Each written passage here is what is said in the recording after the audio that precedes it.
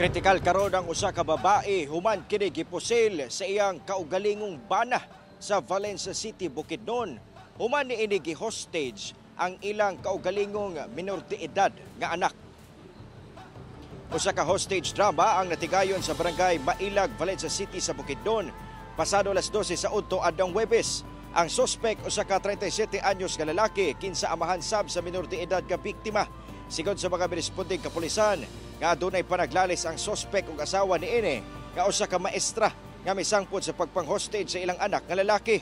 Armado matod pa ang suspect og pistol apan maayo na lang kay na-negotiate sa kapitan sa ilang barangay o gibuhian rasab ang iyang anak.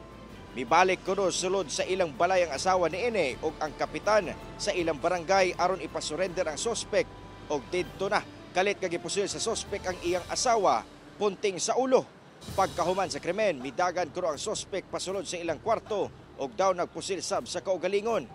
Patay ang suspect samtang nadala pa sa ospital ang iyang asawa kinsa ana pa sa talandugonon nga kahimtang. Parayon sa investigasyon sa kapulisan aron masuta ang motibo sa krimen.